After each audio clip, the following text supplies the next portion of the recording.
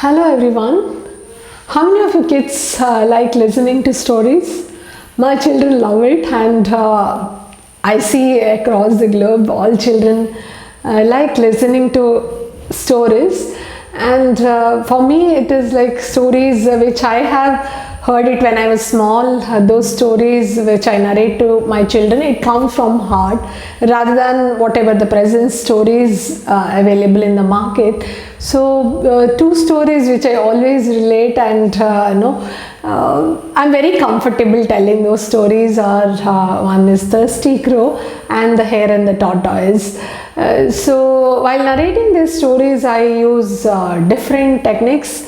One is probably visual way. I show the story to the children and read it to them, or do the action and show it to them. Well, the best way which I liked was when I first attempted to do really the Thirsty Crow with the bowl of water and a little, actually pot of little water, and really the stones which were thrown, and then I was trying to put it so that the water level raises.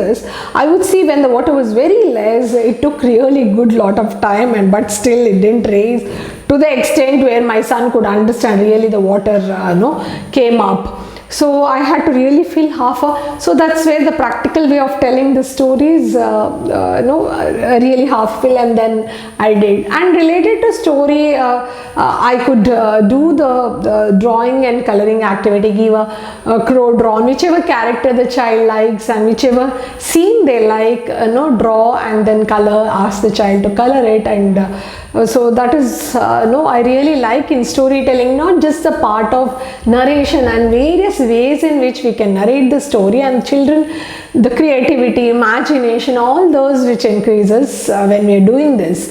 And the hare and the tortoise, really we make a race of, sometimes I become the hare and the child becomes a tortoise, and sometimes it's we interchange and then we do it.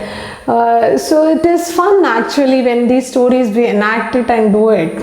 So other stories which they like is like my mother, she used to tell two of the stories, which was, one is about Kagaka Gubbaka, that is the crow and the sparrow story, where a sparrow will have a nice house, and the crow's house, when it rains, it will the crow will not have any house, so it asks the shelter from the sparrow's house and eats the sparrow's egg, other things and all. So the story, the children love it very much, because I tend to relate, because my mother used to tell this story and they relate this story very well. The other one which my mother tell it to them and she used to tell me also was the Suttavu, the sweet the story, the Suttavu, which is of a traditional recipe in our place. So it's being grown and the plant will come and grow, and it is all imaginative fantasy story, and an old lady comes, puts the boy who had the Suttavu tree in her gunny bag, and she takes it, and when she goes to pee, other children will take out that child from the gunny bag, put the stones and things and all. So she takes that to a demon's house, the things and all. It's a very funny story, full of imagination.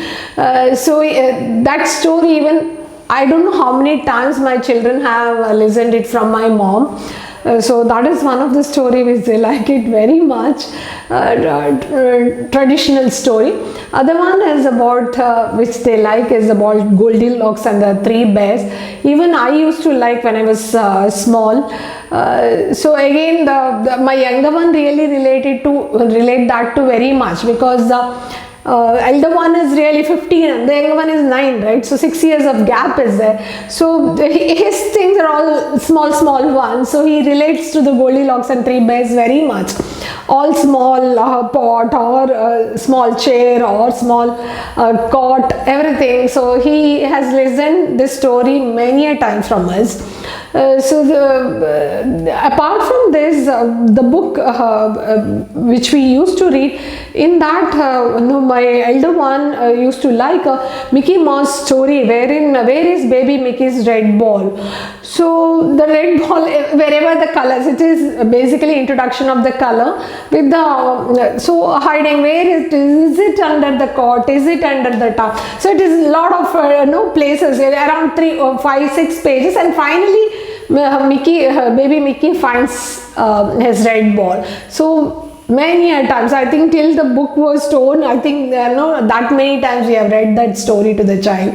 So again, reading the same story also, if your child is very particular, you reading the same story, please continue to do so, because all advantages of storytelling, you might have got, even I had got many books to my children, but he was very particular reading that book every day. Then I got to know that it is like, even if you read hundreds, thousands of times the same story, whatever benefit the child gets from storytelling, 100% the child will get it. So that is one thing.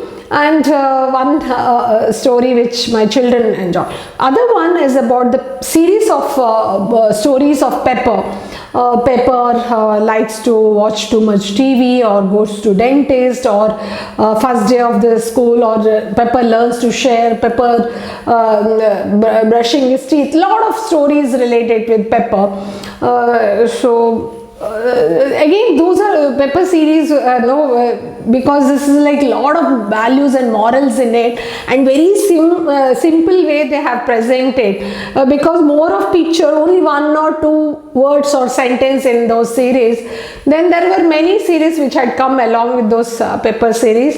So reading that book to the children, and the children liking those stories, because they could relate it to whatever they were doing, and they could relate it. So those series were really good. So you also might be reading books to your children, and you might be telling stories to your children.